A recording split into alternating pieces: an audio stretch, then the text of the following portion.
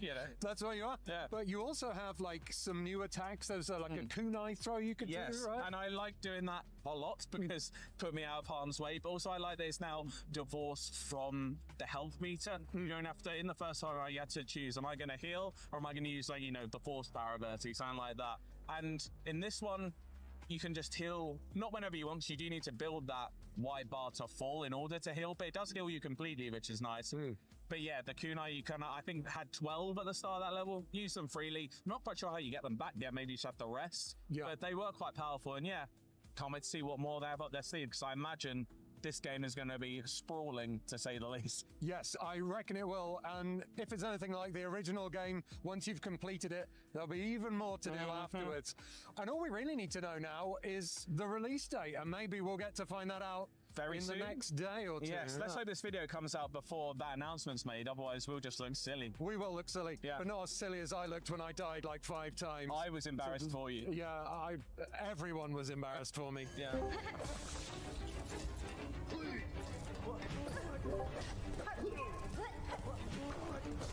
So I'm quite interested to know why you chose Moss Grove over like the deep docks. I like green. I kind of, you know, I thought it was on the left hand of the screen. That must be the one to do first. Yeah. So I thought, fair enough. No, and I was intrigued, but I felt like actually in the queue, because we were queuing for a good hour to play this game. A lot of people were playing the second one. I thought, I've got a good eye for that. I'm going to try the other one. And I liked it, like I said, very simple. There's probably more to it than we saw. But yeah, Deep Docks, I only spent 5 minutes in there. Didn't see a lot. But like I said, a lot of levers, a lot of elevators. Very maze-like you said. Yeah, I was already lost in there and I spent like 3 minutes. Yeah, so if Mossy Grove was more linear, would you say? Yeah, it seemed that way. Not as many secrets hiding, maybe. It felt like a tutorial area, whereas Deep Docks, they probably go deep. Deep Docks went super deep. In fact, I found a couple of elevators, went all the way down. As I said before, I found a secret area, and there was also like a mini, fight room where multiple enemies spawned. I thought then there was some weird ones that seemed like they almost had pots on the head and they were chucking things at me. Like a really nice little round lad, which I actually quite liked him, but I had to kill him. He had like a little almost like saucepan lid as a shield. Yeah, did like a little bouncing attack. But yeah, I was lost. I hope Cornifer's back. I need one of his maps. I really do need that. Yeah, maps and, well, training is what I'm going to need. Yes. For definite. And maybe therapy from how many people were looking at you? Yeah, definitely therapy. Hopefully no one was recording it.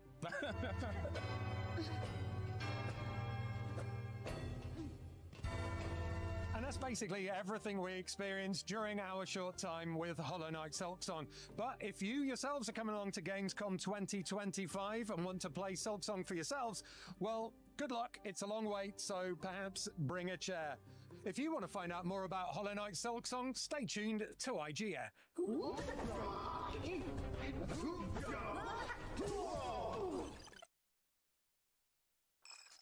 Experience the sprawling metropolis of Hethro in NTE, Neverness to Everness, a free-to-play open-world RPG full of supernatural phenomena and anomalies. As a member of the Bureau of Anomaly Control, you'll use your Esper abilities to traverse the skylines and streets in search of enemies interrupting day-to-day life. Your roster of Bureau of Anomaly Control agents each have unique abilities to help them explore the city, capitalize on enemy weaknesses, and synergize to unleash devastating attacks. Pre-registration for NTE is open now. Let's take a look at the trailer for NTE.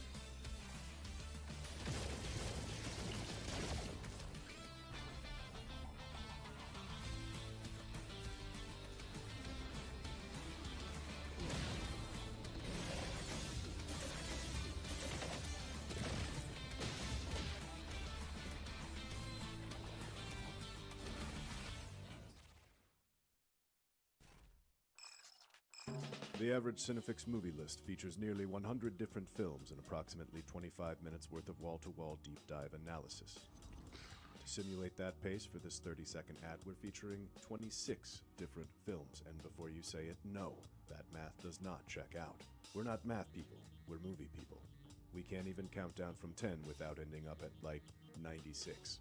Subscribe to IGN Movies and TV for more Cinefix movie lists. Bad at math, great at movies. Can't find that final collectible you're missing? IGN strategy guides and interactive maps are here to help. One step at a time. IGN guides are trusted by millions, easy to use, and best of all, free. IGN has the very best, most complete and accurate guides for Shadow of the Erdtree, Baldur's Gate 3, Tears of the Kingdom, and so much more. See? It's good, right? Every guide is tested and verified for you by experts. Just search for IGN when you search for guides.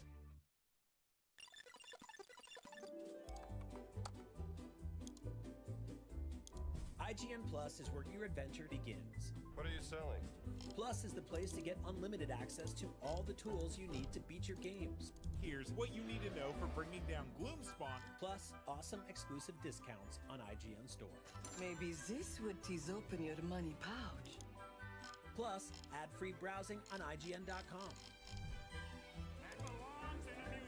Plus, unlimited game help tools like premium interactive maps with your own custom map markers, filters, marker notes, and more. This will come in handy. Plus, access to sweepstakes, giveaways, and free game keys.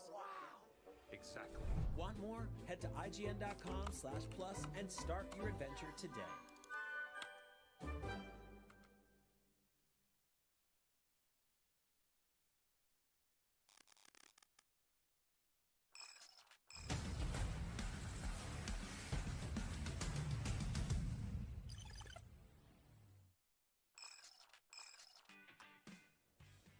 You are watching Gamescom Studio on IGN. It has been more than half a decade since Crimson Desert was first revealed, but next year players will finally get to set foot in the realm of Pywell in this epic-looking single-player RPG. Here to tell us what's in store, Libby Park and Will Powers from Pearl Abyss. Welcome.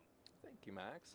Okay, so this is a beautiful-looking game. I think a lot of people were like blown away by that initial reveal. At Gamescom, you're showing off this game in action properly, and it looks really fun. I want to know what's going on in this world and what's at stake here. Who are we? What are we doing? Well, let's start by talking about what we're doing at Gamescom. Libby built the booth with her own two hands, so... Yes, I did it. Alone, all by myself. Jokes, yes. Yeah, so the concept of the booth itself, if I start with our booth design, it was heavily inspired by the actual castle that exists within the build we are showing at the Gamescom this year. So this is the castle that you are actually going to have this final boss within the build. Final boss combat, and we wanted to, since the build, this hands-on build is pretty immersive enough, we wanted to actually drag out that immersiveness for the fans. So we tried our best to build this, like the actual realistic enough looking castle. Like you've got a tavern, right? Yeah. Yes, and the tavern. That actually, the tavern itself also exists, not the exact design, but also the concept of the tavern actually also exists in our game, so people can find out once we launch our game. So yeah, the focus and goal was immersiveness. And so what we've shown up to this point has mostly been focused on combat. This build's really special because this is the first point where we're pulling back the curtain and showing what the plot of the game's about. You're getting your first chance to see the open world and kind of roam around in it. And players are seeing this for the first time. And what's so cool, you said the game's beautiful. Thank you, by the way. But everything you see is explorable. Anything you see, I get to do the Todd Howard thing. If you see it, you can go there. You can climb that mountain. Nice. Now let's talk about who we're playing as. Who's the protagonist? So that's Cliff. He is in a mercenary group called the Greymanes, who are fighting to have and bring back really safety to this continent of Pywell. They're in a struggle against an opposing faction called the Drunken Black Bears. Okay, that sounds like a formidable foe, inebriated Ursine. Yeah, I want to talk about Black Desert Online has maybe the most impressive character creator I've ever seen in a game. What was behind the decision to have a bespoke protagonist here, and I guess how much customization will players have over him, like outfits, abilities, skills, all that?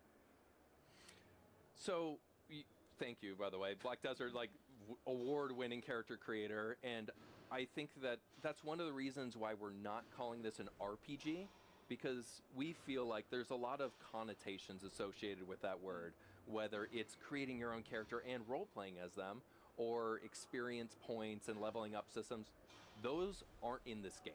Oh, okay. So that's why we're not calling it an RPG, we're calling it an open world action adventure game. But there is still a lot of customization that players can have over Cliff. Not just cosmetically, as well as stat points over his armor and how he looks, but also in kind of how they play as their character. Whether you're leveling a skill tree in a certain direction that's aligned with your melee combat or your magic focus or your defensive minded gameplay, you can really make the play style adapt to how you want to play.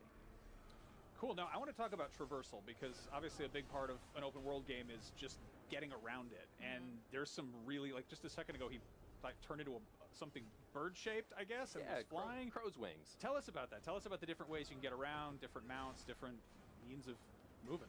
So traversal is very important in an open world sprawling continent like this. We call it the continent of Highwell because it's so massive. There's a couple really cool things. Obviously, you can run around on foot and see all the details of the world. Horseback, there's wyvern riding, there are dragons in the game that you can fly around in this large aerial abyss. There's even cool ways where you can take magic, bend trees, and like Looney Tunes, you can launch yourself from the tree into the air, soar through it, and get to the next destination with your wings that are magic imbued. We're not going to go into how you get those wings, but there's magic in the game, so use your imagination. I like magic. That's fun. Now we've seen some things in the trailer. There's these like almost Tears of the Kingdom style sky islands that look almost like sort of puzzle spaces. Can you talk a little bit about those and how they come into play? The Abyss. The Abyss. Yes, the aerial abyss. Again, we're trying not to talk too much about story because we don't want to do a lot of spoilers. We want people to play the game and get excited about that. The plot's going to be a central pivotal thing, but there are going to be puzzles, things that you're trying to put together around these artifacts and magic within the world. And those sky islands, as you call them, or the abyss, is going to be a pivotal central part of that.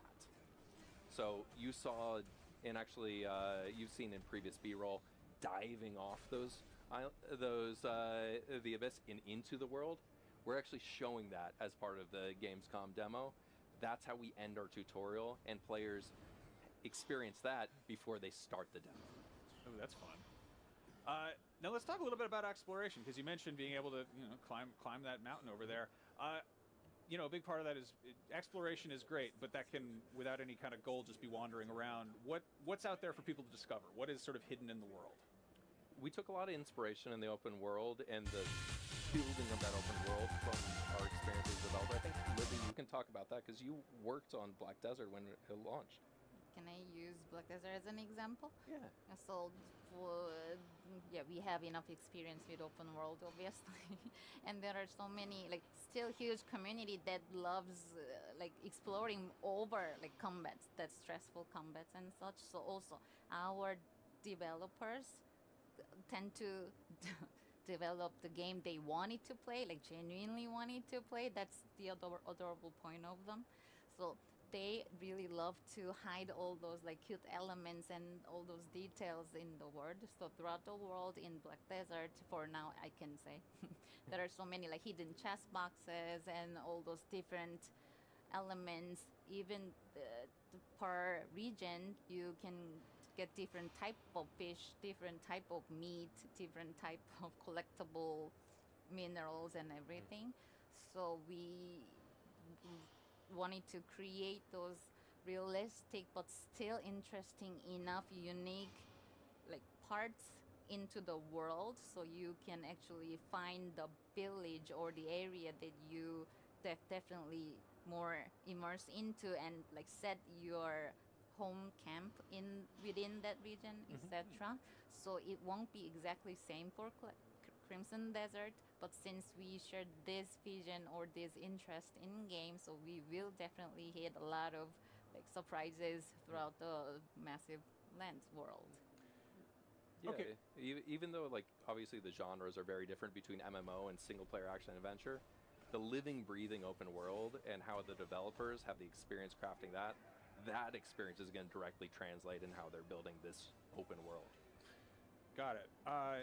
Yeah, I guess I'm curious.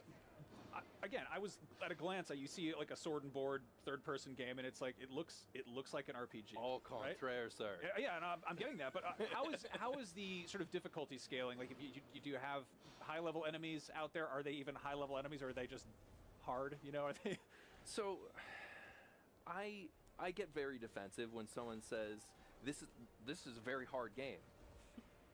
It's not. What they're experiencing, and this is a hard game to demo because what we're showing is a chapter of the game, and it's not the first chapter.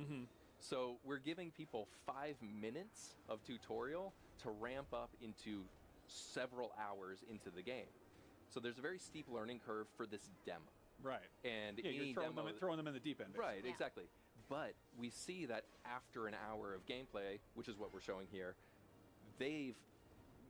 their skill level has increased. So there's a very high skill curve, but there's a very high skill ceiling because the QA team have become masters of this game with tens and tens of hours of experience. They always show me something I didn't even know existed in the game, and I'm always amazed by how masterful they are. When I start the game, can I just wander off in any direction? Yes. Yeah? I mean, I just like theoretically, yes, in an open world. There's always a question of how do we deal with, then I'll just go to the final boss. In an open world, you activate instances. So you activate boss fights, and those activations aren't eligible until you've met their prerequisites. So whether it's the time of day or something, we've shown this in our boss fight build, where you go to a certain place and then you wait. There's a prompt. If you haven't had those prerequisites, then that prompt isn't there. So you can't just zoom to the end. Gotcha. But in terms of the open world, I mean, up to a certain extent, you can explore it. Okay. Again, we haven't revealed the scope and scale of everything yet, but it is an open world. What are your personal favorite details in this game? Like, what is like one little thing that you just want to make everyone pay attention to? I need more time. You need more time? There's so many things. I really, really love, and I promise this isn't a cop-out answer. We've demoed this game so many times for so many people, and because of the way that the technology and our proprietary engine works that we built this game upon, every time you load into it, the weather, the temperature, everything is different. And those aren't just cosmetic details. If you see on the bottom left of the screen, that temperature, if you start this demo on the top of a mountain, if that's under 0 degrees Celsius, you start seeing breath. Come out, you zoom in, and you can see Cliff's breath. Frost starts developing on his beard. There are certain of those elements, I'm not going to tell you right now, that affect gameplay. So it's really cool and extremely hard to demo when every time you load into the game it's different. You can't consistently show off the same things, but it makes it exciting and it makes it rewarding to show it off because it's different every time. Sweet. When is this game coming out? I want to play it. Well, she's not getting out of her answering her favorite thing. What's your detail? You had plenty of time. He was covering for you, run interference. Oops. I actually really love the weather in game, if it makes sense.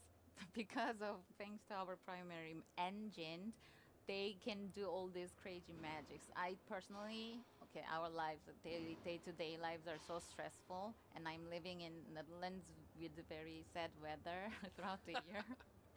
So, but in game, the sunset looks amazing. The reflection on the surface of water is like crazy good. So whenever I just see those beautiful sceneries, like it still makes me feel, oh my god, this is the baby. We are working on VR. Well, that is like an underappreciated thing about open world games is like, do you want to go to this world? Like, is it a place you want to spend 100 hours or whatever? Like that's important. That's something worth considering. On top of that, whenever our studio, they're so excited to explain what they actually implemented this round of the build. So it's so, for me, like I'm not the dev, so I cannot understand all those details, but their excitement and the things they're focusing on, it's alien-y language, but it's so beautiful in a way.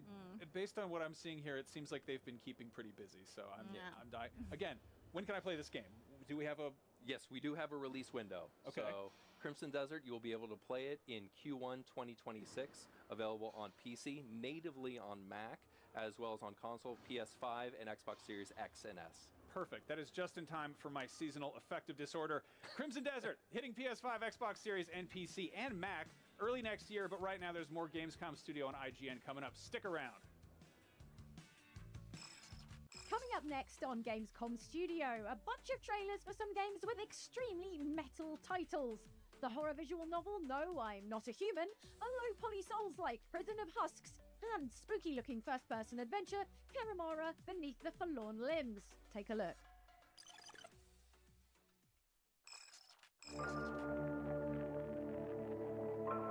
It is their days, and the judgment is upon us. We've ravaged the earth for meaningless profit. We wallow in empty hedonism. We spill blood for pointless reasons. And the sun is an unforgiving nemesis that will burn until there is no sin left.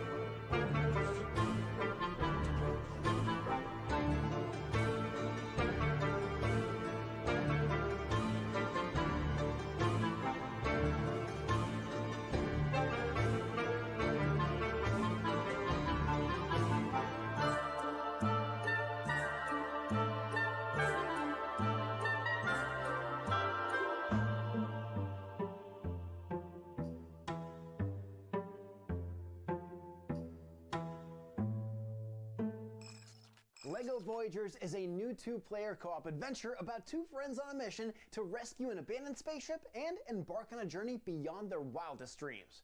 Experience life as a LEGO brick. Tumble, jump, snap together, and build your way through rich brick worlds in this poetic, non-verbal narrative set in beautiful brick-built environments supported by an atmospheric soundtrack.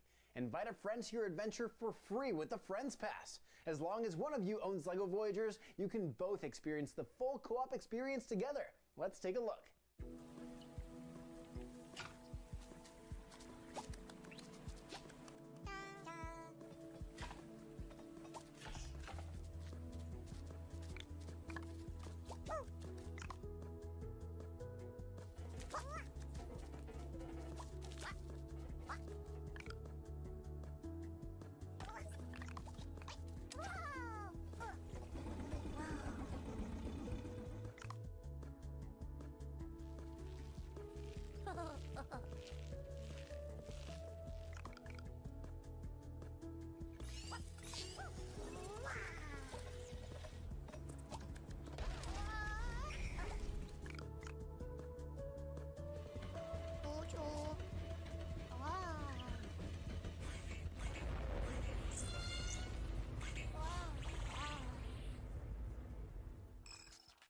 The Cinefix Top 100. A list so secretive even we don't know what movies are on it or where they rank. What do you mean you don't know? Each episode will reveal one of the movies. Did I rush it? Felt like I rushed. That was good. I liked it. Talk about why it belongs and finally find out where it ranks. Are you not entertained? Are any of the movies we've shown here even on the list? I have no idea, and it drives me crazy. Join us as we find out on Cinefix, IGN, and wherever you get your podcasts. Why so serious? Catch up on all your favorite shows with up-to-the-minute gaming and entertainment news with Geek Media Podcasts. Welcome to a very special episode of IGN GameScoop. GameScoop has you covered for all things gaming and the latest game releases. Tune in to Podcast Beyond for the biggest PlayStation news. Man, this is a cool looking trailer. Everything Xbox on Podcasts Unlocked. This is Steve Downs, the voice of Master Chief. Catch up with your Super Nintendos on Nintendo Voice Chat. Switched to pre-order Mania. It was chaotic last night. And get all the latest console news and rumors with Next Gen Console Watch. Now Xbox and Phil Spencer are even saying that a mid-gen refresh isn't even necessary. The Cinefix Top 100 podcast picks a movie every week to celebrate and debate. It's kind of every movie's grandpa. Geek Media Podcasts, the best podcasts from around the world. IGN Playlist is the best way to track your game collection. Now you can even import your entire Steam library to Playlist, making it easier than ever to review games, show off your collection of the world, and finally chip away at that massive backlog you keep meaning to get to. IGN Playlist, check it out. Can't find that final collectible you're missing? IGN guides are trusted by millions, easy to use, and best of all, free. IGN has the very best, most complete and accurate guides for Shadow of the Erdtree, Baldur's Gate 3, Tears of the Kingdom, and so much more. It's good, right? Every guide is tested and verified for you by experts. Just search for IGN when you search for guides. Oh, I'm here at the Borderlands 4 booth at Gamescom 2025. I'm not sure how that happened, but hey, while I'm here, might as well check it out.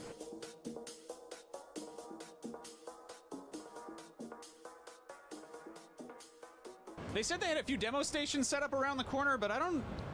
Oh! There they are! One of the best parts of Gamescom is getting to go hands-on with brand new games, and clearly Gearbox came prepared.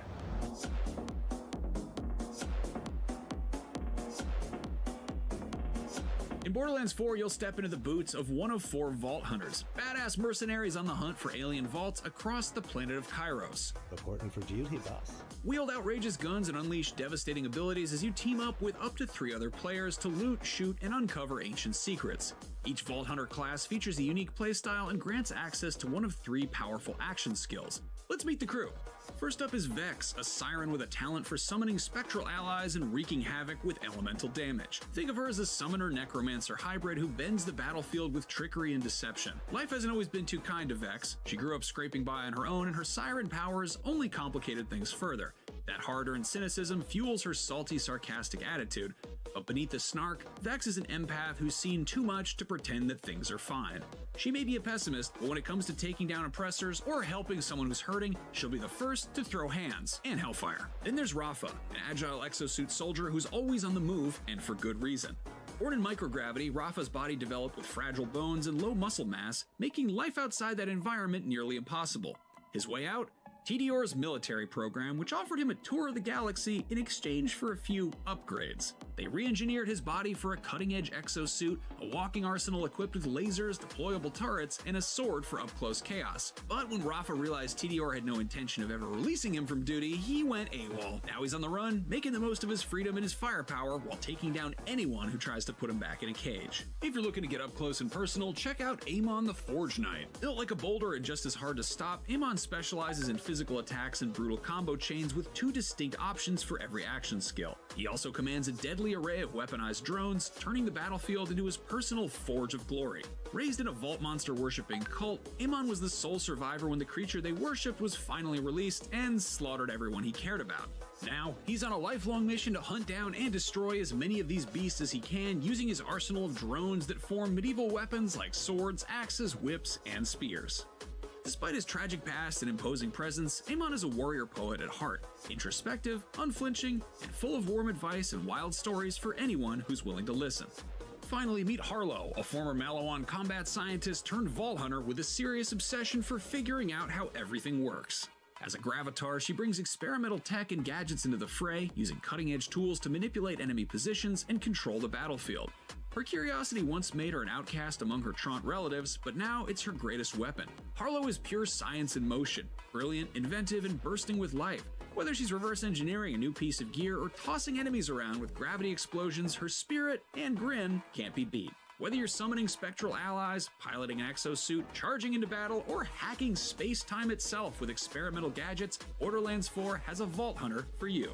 You can check them all out for yourself when Borderlands 4 hits PC, PlayStation 5, and Xbox Series X and S on September 12th, and Nintendo Switch 2 on October 3rd.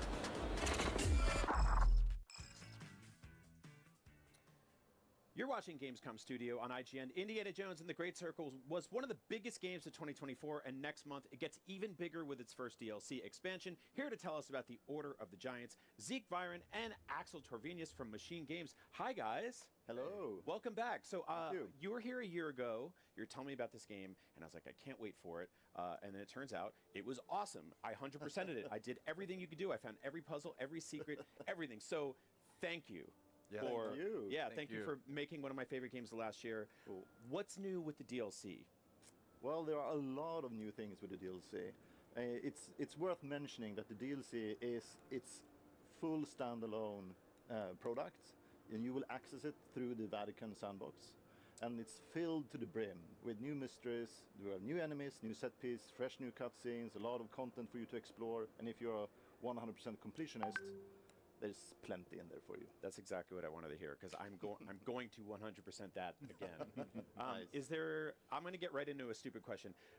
Is there any really dumb new thing that I can hit a bad guy in the head with?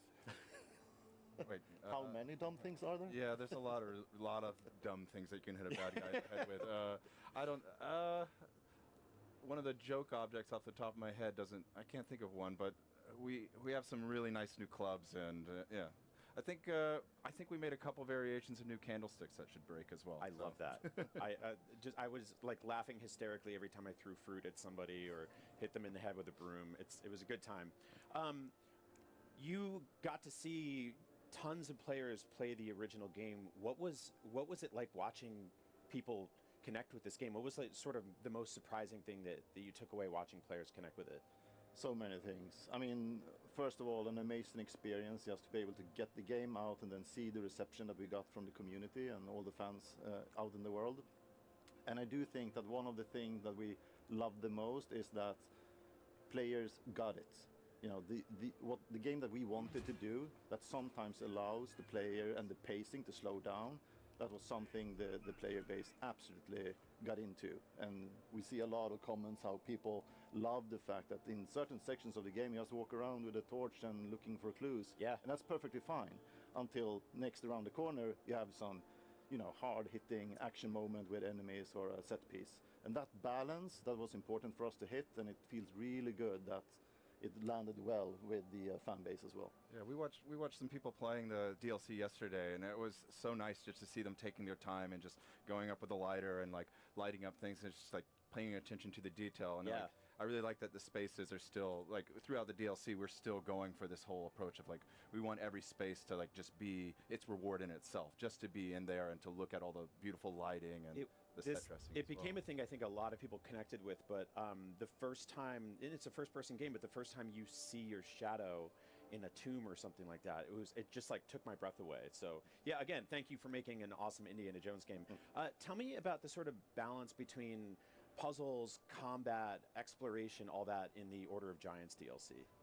I mean, we did do basically an analysis of the main game. We looked at what things did work really well and what were the things that we were the most proud of, and then basically did a distilled version of the main game, but a smaller version. So everything is represented in there in terms of cutscene, set piece, boss fight, new enemies, new weapons, new mechanics.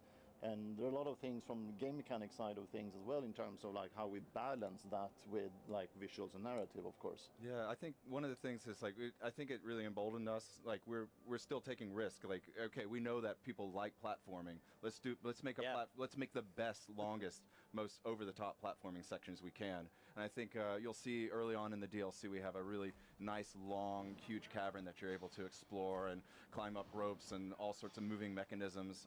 And I think it's the most ambitious thing we've done in terms of a traversal section in Indiana Jones. And that's, you know, that's coming from straight off a base game, going into developing this, and like designers like being really, really like excited about, oh, this is something I've always wanted to do like for years, and now I get the opportunity to just like knock it out of the park. I mean, and like for gamers, like we know, like it's first-person platforming historically not always the greatest experience, right? Like there's a few games that really got it right, and you guys made one of them. So again, thank you for that. Was there anything from the movies that has like inspired the Order of Giants specifically? Was there anything you pulled from that source material? So much of that made it into the base game, obviously, but was there anything like any scenes or moments or anything like that from classic indie that made its way here? The main source of inspiration has always been Raiders of the Lost Ark. That's where we've been looking to get closest to with the main game.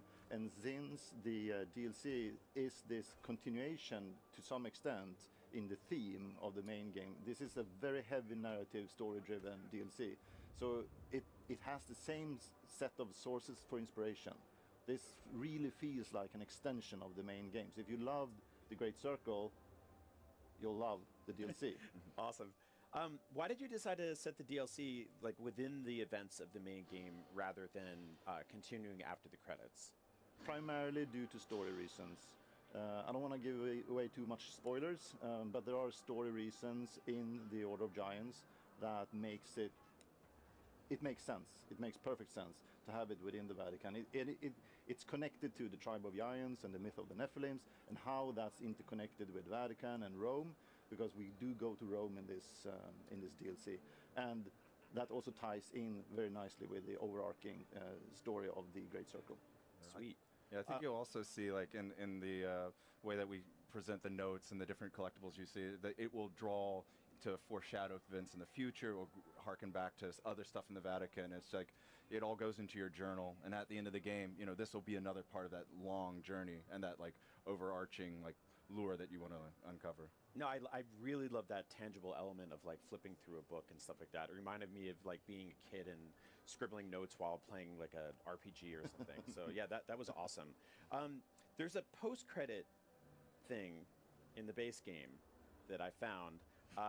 Do you intend to pay that off at some point? Is that going to be worked into this? I mean, we can say as much as the DLC is a confined chapter of its own, so it's not affecting anything in main campaign to that large extent. We do have a couple of new ability books in the DLC, and obviously if you play the DLC and continue to play the main game, you'll still have those. But we do not alter the ending of the main game due to the events in the DLC. Got it. The DLC is its own adventure, even though it's tightly connected and has this seamless transition between main game. What's sort of something that, without spoiling too much, that you're excited for, like players to find in this DLC? Because there are people like me that did everything there is to do, and we want more. So what's like the one thing you're like, oh, the hardcore obsessed 100% players, I can't wait for this. I think I've been seeing on the B-roll now. I want to see them do this fight sequence actually. This is one of my favorite areas in the game where they're pushing people down into the hole. I will admit to you all that one of my favorite things to do in the base game was just spend about an hour just making a pile of bad guys somewhere. Like there was that dig site area, and I'm just gonna beat up 50 guys in a row and just ragdoll them into a pile, and it was great. It was so much fun. There is a secret towards the end of the game in one of the an ancient temple, without giving away too much, which is extremely hard to find. So I'm looking forward to see people trying to find that one. I'm sure they will, But. Yeah, well, I mean, the challenge accepted, basically, right? I'm a huge Nintendo fan. I've been obsessed with Nintendo Switch. Nintendo Switch 2, bought it the second I could. You guys announced the game's coming to Switch 2, which is so cool. Yeah. What's it been like working with that system? I know that the base game, relied on ray tracing a lot, and Switch 2, you have a different set of specs you're working with here. So what's that been like? It's a lot of hard work for the engineers, that's for sure. And I mean, we are extremely excited to be able to have the opportunity to get out on Switch 2. That will be amazing. But yeah, there is obviously it comes with its own sets of challenges to make sure this magnitude of a game fits into that platform. But it's exciting work, and it's going really well. Did you ever consider motion control whipping with the Joy-Cons? Oh, that I can't answer. It just popped in my head. I just imagined doing that on an airplane and people being like, please stop. Yeah. Do you plan to include all the DLC with the Switch 2 version of the game when it releases? Oh, awesome. It's very, very cool. Anything else you'd like to say about Order of Giants? I know people are excited for this, so... Yeah, I think there are two things maybe. I mean, our love and passion for the IP and for the character has really carried through to the DLC. The DLC is not in any way like subpar in quality at all. It's to some extent, there are sections within the DLC that is even of higher quality than the main game. And it's also, I think we've undergone a huge achievement from the engineers and a lot of the design team to actually make sure that it was possible to have the DLC set up in the way that we have at the moment. It was not an easy thing to splice in this amount of content into the already existing save states for people, So it was a huge achievement from the engineering side and the design team. Yeah, just from the start of development on it, there was a lot of technical hurdles to get into it, but everybody really worked super duper hard, and it's been pretty smooth sailing after that initial bumpy part. I think people knew that Machine Games and Indiana Jones working together would be like a match made in heaven. I don't think people knew just how well that would come together. Cool. Obviously, people were apprehensive. They're like, I want to see Indiana Jones the whole time. And it's like, no, you can be him instead. That's better. What does the future of Machine Games and Indiana Jones look like? Is this a world you guys want to play in for a long time? I mean, we love Indiana Jones, that's for sure. And I do think that one thing that has been very rewarding internally is to see when the team has been working for this project for so many years, that there was still love and passion in the core of our heart to still crank out a high quality DLC. When it comes to the future, right now we're very much focused on making sure that on the 4th of September everything goes smooth, and then obviously the work that we're doing towards Switch 2, making sure that will be high quality as well. So that's the current focus. Yeah, and we are excited. That's for sure. I mean, throughout development, Indiana Jones has been such a, I won't say it's easy, but it provides such good guidance. It's like you're trying to get someone to do that punch to be in the face, and it's like, oh, that doesn't feel like Indy. They need to wobble backwards and fall over something, or they need to make a dumb face when you hit them, or got a little slapstick to it. Yeah. Or we should put a fly swatter because that's the thing you want to pick up in the last second. Oh crap! Now I have to fight with this, and I think that continues to be super fun to work with. Yeah. Well, thank you both for making my favorite Indiana Jones game. And yeah, selfishly, I hope you get to keep playing in this world for a long time. In the meantime, DLC is going to be awesome. I can't wait for it. So thank you guys. Yeah, thank you. You don't have to wait too long for the Order of Giants because it hits Xbox Series, PS5, and PC on September 4th, and it'll be on Switch 2 next year. But to hold you over until then, there's tons more Gamescom Studio on IGN coming up. So hey, don't go anywhere. Hey you! Looking for a way to wear your fandom with pride? The IGN store is the ultimate destination for awesome merch and collectibles from the biggest games, movies, shows, and everything in between. Cruise the wasteland in style with a Vault Dweller hoodie and replica Pip-Boy. Kick back and relax to some of the best game soundtracks ever pressed on limited edition vinyl. Or level up your whole wardrobe with a massive selection of officially licensed apparel. From iconic properties like Star Wars and The Legend of Zelda to newer fan favorites like Atomfall and Expedition 33, the IGN store has you covered. You'll also find hats, jewelry, action figures, board games, model kits, art books, and even snacks. Whatever you're into, you're bound to find something. See for yourself and head to store.ign.com today. Catch up on all your favorite shows with up-to-the-minute gaming and entertainment news with Geek Media Podcasts. Welcome to a very special episode of IGN GameScoop. GameScoop has you covered for all things gaming and the latest game releases. Tune into Podcast Beyond for the biggest PlayStation news. Man, this is a cool looking trailer. Everything Xbox on Podcasts Unlocked. This is Steve Downs, the voice of Master Chief. Catch up with your Super Nintendos on Nintendo Voice Chat. Switch 2 pre-order mania. It was chaotic last night. And get all the latest console news and rumors with Next Gen Console Watch. Now Xbox and Phil Spencer are even saying that a mid-gen refresh isn't even necessary. The Cinefix Top 100 podcast picks a movie every week to celebrate and debate. It's kind of every movie's grandpa. Geek Media Podcasts, the best podcasts from around the world. The Cinefix Top 100.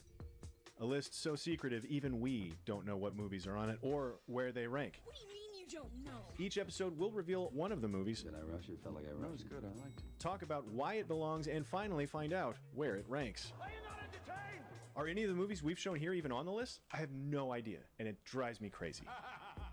Join us as we find out on Cinefix, IGN, and wherever you get your podcasts. Why so serious?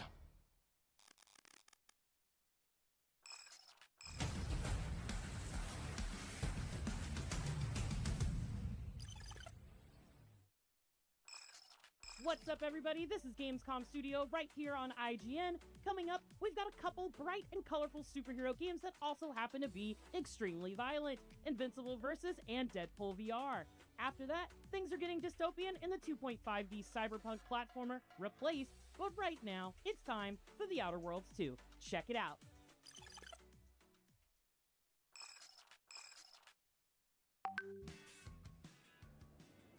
This is Gamescom Studio on IGN. In 2019, we got launched into space in The Outer Worlds, and this fall it's time to suit up again for a sequel that promises to double down on all the sci-fi weirdness. Here to tell us about it, Brandon Adler and Leonard Boyarsky from Obsidian Entertainment. Welcome. Thank Hello. you. Thanks for having us. So I'm really looking forward to this. Big fan of the first game. One of the things I like most about this is the flaws system. I'm sure you can describe it better than me, but it's a way to add unique modifiers to gameplay based on player behavior. So, for example, there's the sun gazer flaw, where if you stare at the sun for long enough in game, unlock the sun gazer flaw, which will distort the visuals, but then your character will gradually regenerate health in sunlight. Correct. So, I like this idea a lot. In real life, staring at the sun is kind of a dumb thing to do. So, my question: are there any other dumb things players should experiment with that might unlock flaws in the game? I mean, gosh, there's, I think, over 30 flaws, so we track a lot of different player actions. I don't know if there's anything that I would consider especially dumb, but we definitely check out, you know, let's say, for example, you're constantly reloading your weapon too early. Okay. Like, we might notice that. We might give you the over-prepared flaw, where if you constantly reload, you actually get a bonus to your magazine sizes. But if you don't, and you let your clip get all the way down to 0, then you get a big penalty. So we do a lot of stuff like that. But yeah, there's a ton of them. It kind of reminds me of Fallout New Vegas, where if you were playing a character with low intelligence, that would unlock some very humorous dialogue options. So, aside from affecting gameplay, do the flaws affect the story in any interesting ways?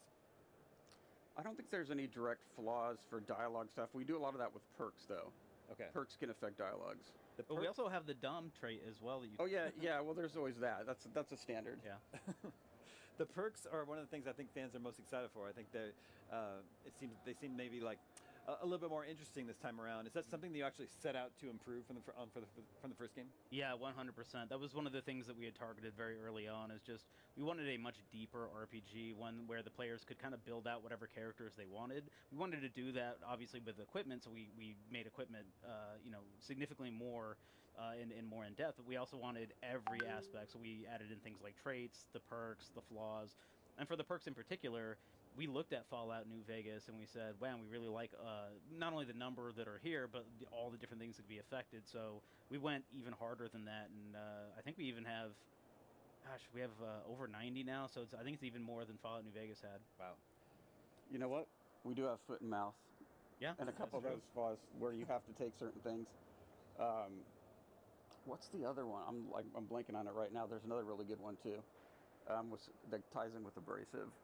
But yeah. Again, it's just all so you can build out your character in a bunch of different cool ways, and just not only that, the game reacting to the way in which you're playing. So we just wanted that whole full RPG experience. I like the serial killer perk, which is where humans you kill will drop their hearts, and you get a bonus to your max health for each one. Yeah, our design director Matt Singh, that's his favorite, man. He goes around and he's just a pure psychopath. I like the ability to play as a real sicko in the game. So that's my next question. Can you kill every NPC in the game? Yes. Yeah. And then on the flip side, can you do a pacifist run? Kill nobody. I don't think you can do that. You can get other people to do your killing for you. Okay. I think there's ways through that you can avoid a lot of killing. We didn't put in a specific pacifist playthrough path. Yeah, the people that have done almost pure pacifists have almost gotten all the way through without killing people. But there are a few key fights where something has to happen, and so again, like Leonard's saying, you could have other people maybe do that for you. Sure. And so if you consider that pacifist, then yeah, you can do a pacifist run. So RPG players love when their choices have major consequences. They love when these consequences are actually visible in the world. So I know it's hard to discuss, no spoilers, but will we see any of that in Outer Worlds 2? Yes, quite a few. One of the things that we wanted to do a lot more in this game was have a lot more longer-term reactivity, as well as more spectacular reactivity, which of course is all due to time and money. And we had more of each this time around, so we really wanted to kind of have a couple instances where you did some really dramatic things, or your choices led to some really dramatic things. Yeah, if that's what you're looking for as a player, you're going to be happy with the Outer Worlds 2. Nice. Depending on who you ask, one of the nice things about the Outer Worlds 1 is that you can beat it in a couple weekends. I appreciate that as someone who plays a lot of games, so it's not always the case for RPGs. So this time around, can we expect the campaign to be around the same length as the first game, or did you try to go bigger this time? We went a lot bigger this time, but I do believe, I haven't tested this out myself, you can just do the main story arc and it's a lot smaller. Yep. We're not forcing you to do a lot of extra content. Obviously you have to get yourself to a certain level to do certain types of content, but we're not gating you from like just really pursuing the main story arc if that's what you want to do. But we wanted to add a ton of exploration and rewards for exploring this time around. Again, the time and money thing, we were able to get much bigger areas. It's still the thing where you're flying around in your ship to the different areas. It's not contiguous, but in each area you go to, there's a lot more places to explore, a lot more side quests to find. I think too, when it comes to character customization and builds, you're kind of taking a Rodney Dangerfield approach. You get no respect, no respect at all. That's a Max Scoville joint. But can you speak to that? Why you made the decision to not allow people to respect their characters? Yeah, I personally think, especially in an RPG, it's really important that the decisions you make have impact and weight. And for me personally, respecing reduces the impact of those choices. If you can at one moment become a charismatic rogue that is, talking his way through everything, and then you want to respec to, well, never mind, I actually don't want to do that. I want to be an engineer that does this thing. It just doesn't sit right with me. Like, it feels like if you pick your character and you're role-playing your character, that's something that should be an important choice and kind of lead you throughout the entire experience that way. And so hopefully we've given you a lot of options, no matter what you've chosen, to have like cool, fun experiences. But yeah, it was important to me that we make players understand that, hey man, the choices you make actually do matter. I've been playing a lot recently, just an actual playthrough. Over the course of development, I obviously do a lot of jumping in, testing specific things, and then I'll cycle through different, different skills, different abilities to be able to like see how the content's going to play out. And as a person who's playing it, trying not to cheat, because I could always do that if I wanted to, it's really tough because you get in there and you're like, I want both these perks, or I want this perk. Oh no, I want to spec my character this way. And once you've made that choice, even then you have deeper choices as you go along the way. So it's really, excuse me, it really adds to the gameplay. Thinking back to Outer Worlds 1, Supernova was basically a hardcore mode that, limited your perks, allowed permanent death for your companions. You had to eat and sleep. Is this mode returning for Outer Worlds 2? No, we are not doing Supernova mode, no. We removed some of the different survival elements that are in there, but we do have like harder modes for folks that are in there, but it's not the exact same thing. How are you handling difficulty or scale, or is there difficulty settings? Yeah, it's difficulty settings that you can kind of set, yeah. You brought a new, it's a companions trailer here for Gamescom, yeah. Part of Opening Night Live. Do you have a favorite companion in the game, both of you? Well, I wrote, sorry, excuse me, I wrote Azza, so she's my favorite. But it's hard to pick. All the companions have like really great storylines, and they're really cool individual characters. And there's, different aspects to them that are funny or endearing or irritating in an endearing way. So it's really hard to pick. I mean, stepping back, I think there's a couple that I would say are my favorites, but then, I'll play another time and swap out the companions and see something really cool and just go like, oh, I should play more with that companion. Mm-hmm. Yeah, I love Niles. Not only do I love his story and his overall arc, but he actually has some pretty cool gameplay stuff. Not only his companion abilities and whatnot, he actually acts as my tank in the way that I built him out.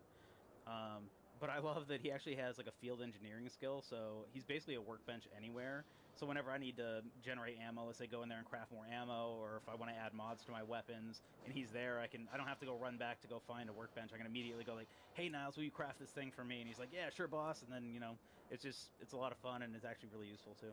Just like with all the other stuff, it's really hard choices because they're all great. Because not like Brandon said, Niles has that field workshop capability, and that's invaluable. So you're like, oh, but I want to check out the different companions. So it's really a hard choice sometimes which ones you want to play with. Like I said, I'm really excited for it. It's been a long time coming. Outer Worlds 1 was 2019, and then 2 was announced, I think, at E3 2021. Yeah, it was a while ago. It's been a little minute, so yeah. I'm really excited to finally get to play it. Thank you so much for coming by, IGN Thanks for having us. Yeah, thanks for having us. The Outer Worlds 2 hits Xbox Series, PS5, and PC on October 29th. Right now, there's more Gamescom Studio right here on IGN.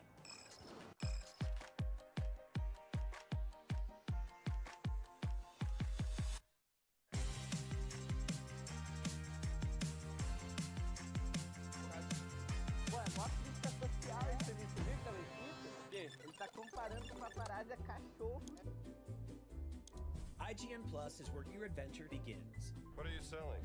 Plus is the place to get unlimited access to all the tools you need to beat your games. Here's what you need to know for bringing down Gloomspawn. Plus, awesome exclusive discounts on IGN Store. Maybe this would tease open your money pouch. Plus, ad-free browsing on IGN.com. Plus, unlimited game help tools like premium interactive maps with your own custom map markers, filters, marker notes, and more. This will come in handy. Plus, access to sweepstakes, giveaways, and free game keys. Exactly. Want more? Head to IGN.com/plus and start your adventure today. Hey you! Looking for a way to wear your fandom with pride? The IGN store is the ultimate destination for awesome merch and collectibles from the biggest games and movies, Mano, você sai ali no Oeste, faz uma fila, você e o Rian, você tira uma Mentira. Agora tô dando uma ignorada também, que o pessoal é sem noção também, né? Relax to some of the best game soundtracks ever pressed on limited edition vinyl. Or level up your whole wardrobe with Calma aí, Nicaus, calma aí, tô chegando, meu mano, tô chegando. From iconic properties like Star Wars and The Legend of Zelda to newer fan favorites like Atomfall and Expedition 33, the IGN store has you covered. Whatever you're into, you're bound to find something. See for yourself and head to store.ign.com today.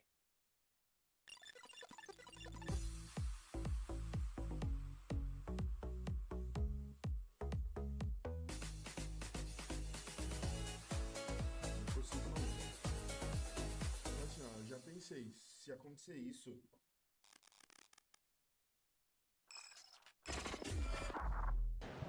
I feel like I'm in a time loop because I keep winding up back here at the Borderlands 4 booth at Gamescom 2025, and I'm finding all sorts of new stuff to check out. Hey man, how's it going? Ah, e vai mostrar lá em cima como é que é, né? Player Lounge. E aqui a gente pode... At a glance, you might think I'm standing next to the hottest new graphics card around, but it is in fact Claptrap. But also on second thought, I think this might be a gaming PC. There's a bunch of USB ports back here. You can charge your phone. There's so much to check out here at Borderlands 4's booth at Gamescom 2025, and there's also a ton of different weapons and manufacturers to check out in the game. After all, every Vault Hunter needs an arsenal of outrageously powerful guns at the ready. 8 unique manufacturers are supplying the billions of deadly weapons you'll find on Kairos, each with unique characteristics and trademark strengths. Plus, with the addition of the licensed parts system, you'll even find guns with behaviors and abilities from multiple manufacturers. Here's what you should expect from each weapon maker. There's Order, which lets you use the advanced arsenal of the Timekeeper's order against him, loading extra ammo into high-powered bursts to eliminate your targets with precision. Then there's Ripper, which embodies the phrase, good things come to those who wait. They take a moment to spin up, but then you're blasting at full auto for as long as you hold down the trigger. But let's say you're looking to make a bang. Well, that's where Torg comes in. These launchers pack heavy-duty explosive rounds that can switch to sticky projectiles, leaving your opponents as nothing more than a crater. Or hey, maybe you want a maker with a wide range of options like Daedalus. Their weapons are easy to use, reliable, and quick to reload, from assault rifles, shotguns, pistols, and more. Or if you're looking for style, TDR weapons have plenty of it, since once your clip is out of bullets, you can toss your gun like a grenade, then get right back into the fight with a fully loaded replica digistructing right into your hands. Master the elements with Malawan's high-tech weapons, which lets you burn, freeze, and shock anyone who gets in your way by dealing damage over time effects. If you're into big damage, Jacob's black powder firearms might be just for you. These can deal critical damage ricochets and can unload bullets in a flash, perfect for sharpshooters with twitchy trigger fingers. Finally, Vladov rifles shred enemies to pieces with high rates of fire and huge magazines, but it comes at the cost of reduced accuracy and heavier handling. But hey, who needs accuracy when you can just spray and pray? You can check them all out for yourself when Borderlands 4 hits PC, PlayStation 5, and Xbox Series X and S on September 12th, and Nintendo Switch 2 on October 3rd. You're watching Gamescom Studio here on IGN. Next year, we get to throw down in one of the most brutal comic book universes around. Here to tell us about Invincible Versus, executive producer Mike Willett and combat designer Rip Parbu. Parbu, did I say that right? Parbu works. Parbo? Parbu, it is Parbu. Parbu, okay. Rip is fine, though. Rip is great. We'll call you Rip. Everyone knows him as Rip. Yeah. So off the rip, so often when a new fighter, it's based on an existing show or property emerges, they're often limited to the first season or two. What story arcs are Invincible Versus going to be diving into? Well, I should say it's a unique story. Okay. We're not revealing what it is, but it's really our own thing. Okay. But we have input from the creative team, like behind the show and the comics. So across the board for everything, not just story, but like our characters and we come up with really exciting ideas for combat and things that we want to do. And there's this open relationship where they give us feedback and say like, oh, that's really cool, go for it.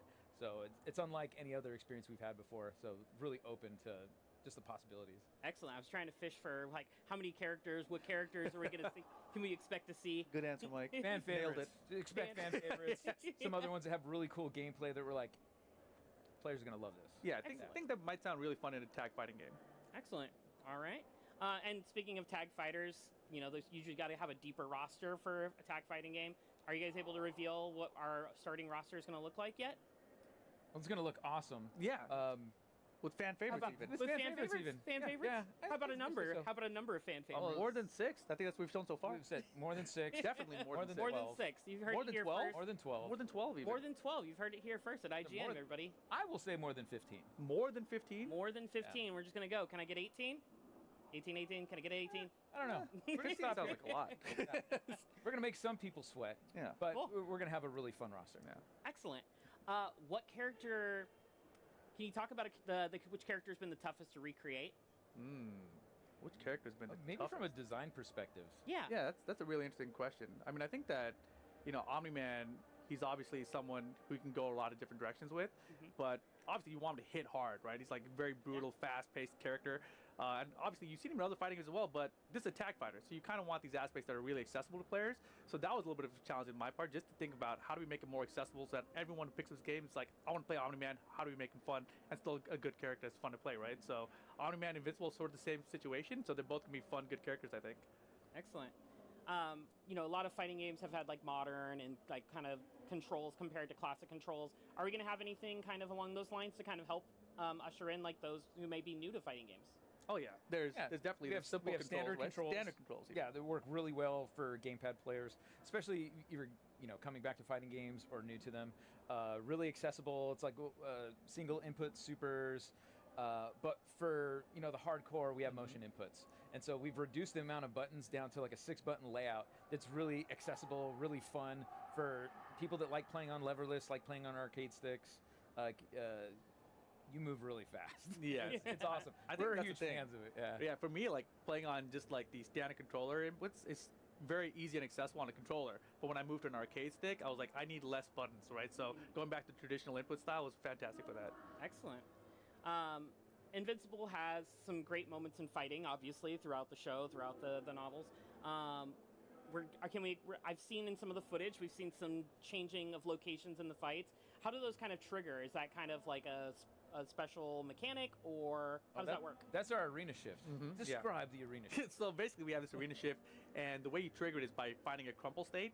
So you have to have a crumple state, and then you have to do a snapback attack, and it costs a bar meter to do that. So if that happens, it's one time per match, and when that happens, you lock out all of their assists for 10 seconds, and you get unlimited boost regeneration for that 10 seconds. So it makes you super powered up for 10 seconds, but it can only happen once per match. Excellent. That's a real kind of... and it's not a predetermined place that you go to during an arena shift. Wow. It's randomized. So just like superheroes, when they fight, you could wind up anywhere around the world, and that's what happens in our fights. Yeah, if you watch Invincible, you see him blast him like to the Himalayas or something, that could literally happen in the game. That's amazing. I was just going to ask, like, are we going to be able to recreate any big moments? And sounds like we're going to be able to do that. You know, maybe Omni-Man holding Invincible through the whole metro train. Well, as you can see with Omni-Man's ult, so we wanted to pay homage to when he basically destroys the Flaccid Dimension and wrecks shop in there. And for us, it was such a huge moment, and we really wanted to celebrate it and capture the authenticity of it. Other like Easter eggs we have in there is like Battle Beast ult, which is paying homage to the fight against Invincible in the penthouse. Machine Head's penthouse. So that final blow just really wrecking poor Mark. The rain of blood. Rain of blood.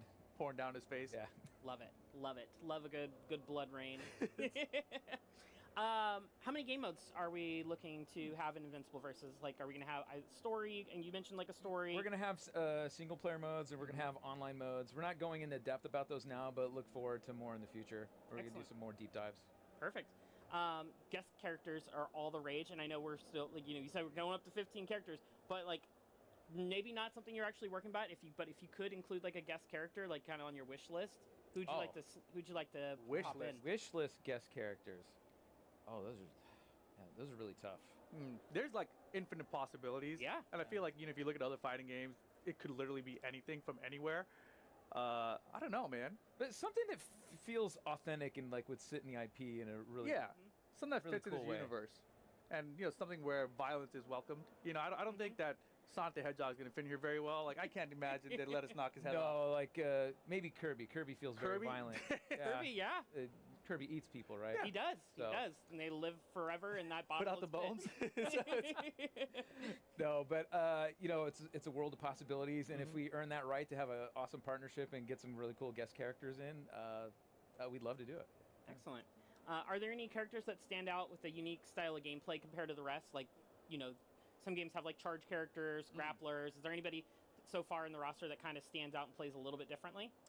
Well, I like Bulletproof a lot. Like, Bulletproof is one of our first characters that has like a Rekka. If you're familiar with Rekkas from back in the day with Fei Long, it's like a series of inputs where you do multiple like strikes in your special move sequence. And so Bulletproof has like some high-low gameplay and mix-ups, along with some really strange arcs that he can do with his other special moves. So how he manipulates and controls space and how he can cancel out of those moves. I've seen some of the most stylish combos ever with Bulletproof, and he's kind of currently my favorite right now. Yeah, I think that's the wilder part about the game too, because I think when you read the comic or you watch the show, Bulletproof is not like the fan favorite that everyone goes to, but in the game, he's pretty ridiculous. He's badass. Yeah, and as far as like gameplay goes, for me, I have to go Rex, because a lot of the characters in this game, they're like flying around, they're doing air dashes. Rex doesn't have any of that, so he's more human-based. He's got to run, so most characters don't have a run stance.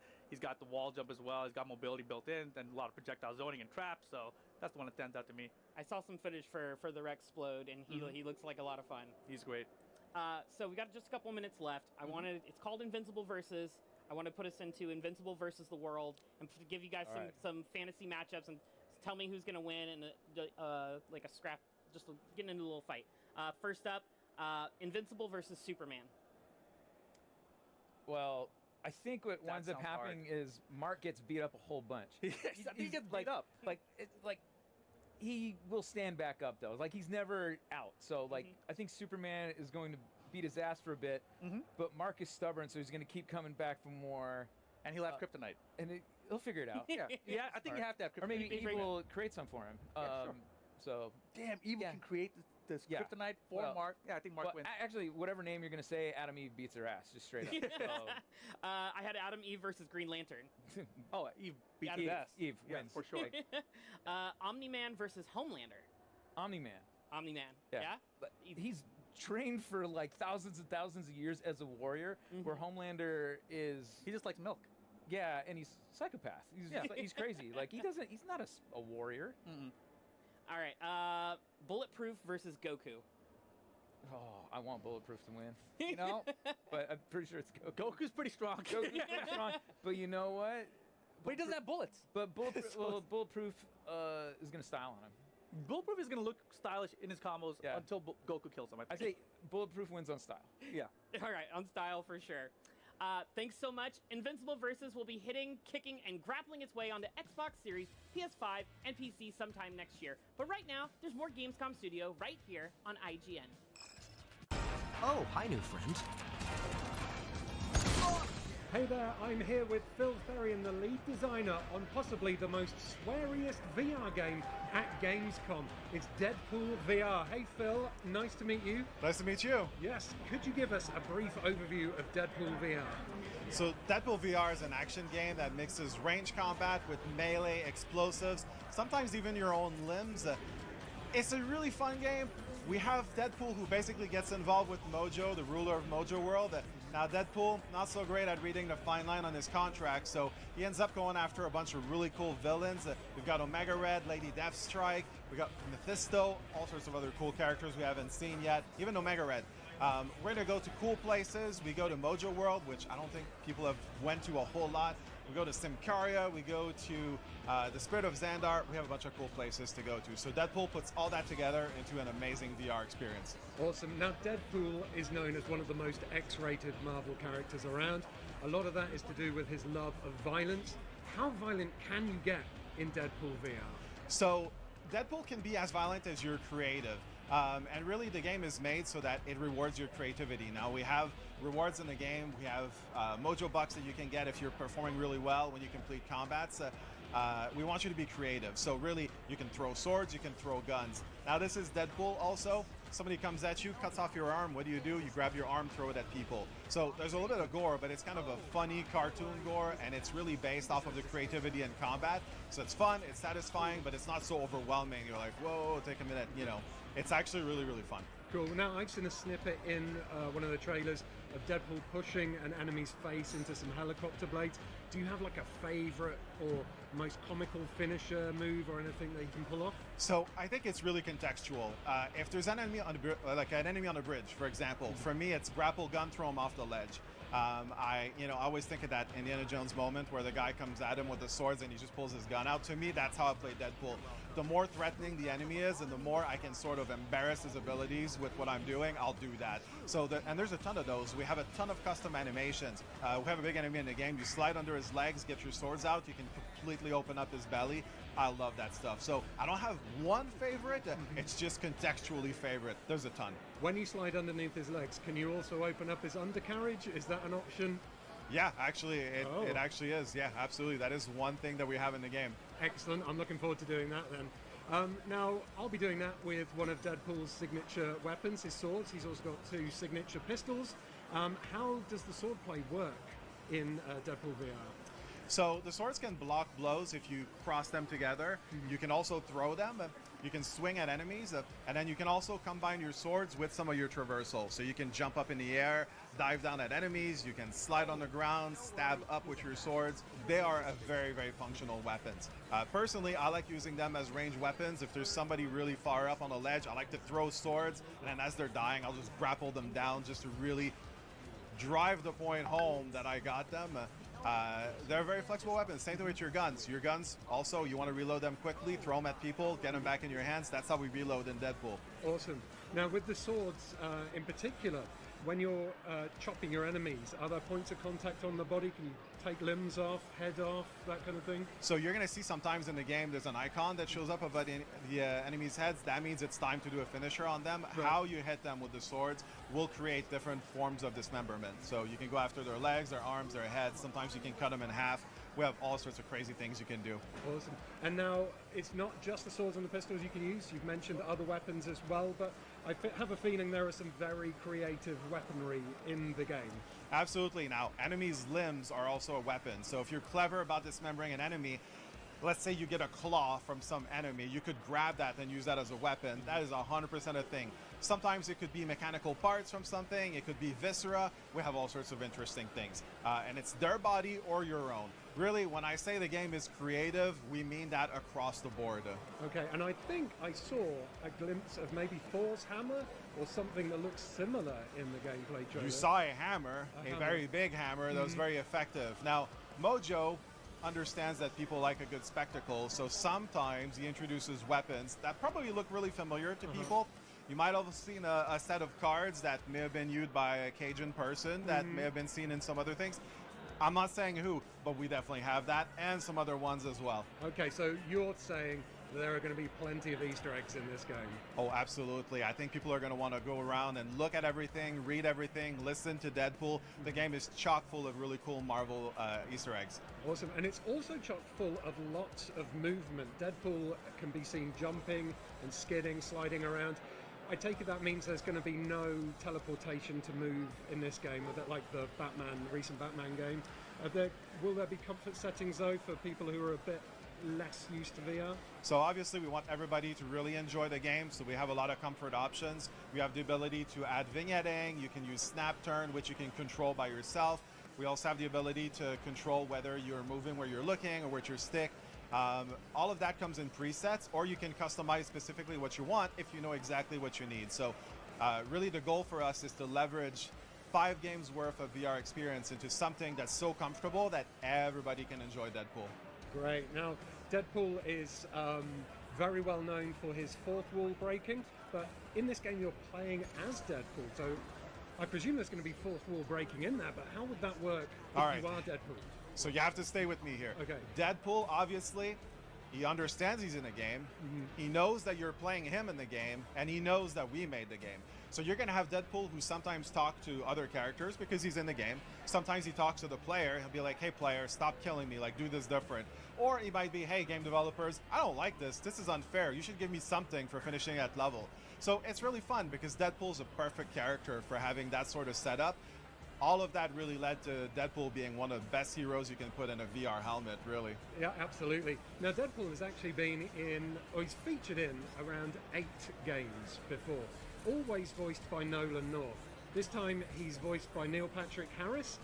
What has Neil brought to the role that maybe is different or just, embodies the Deadpool persona? Right. So when we started talking about doing Deadpool, we wanted to have something really unique. We wanted to have our own spin, our own story, our own character. So it needed to feel familiar, but also be absolutely unique. So our choice to go with Neil Patrick Harris was to get that combination of factors. Something that people will go, it feels familiar, but hey, this is a unique spin. You can tell we're more influenced by the comic books. That's on purpose. That's where we come from. That's our source, but we're very, very unique. And I think Neil's doing a great job. I still laugh every day at the lines that he's reading. It's just amazing. Are there any moments where Neil Patrick Harris Deadpool references Nolan North Deadpool? So I will say this much. Neil Patrick Harris has broad pop culture knowledge, and he definitely leverages that in the game. Okay, fair enough. Now, finally, Deadpool VR is coming exclusively to the Meta Quest 3 and 3S. What makes it unable to run on previous Quest headsets? So really, to make a game of the size and quality that Deadpool is, we need to be on the latest hardware. So going with the Quest 3 and 3S was really the only choice for us.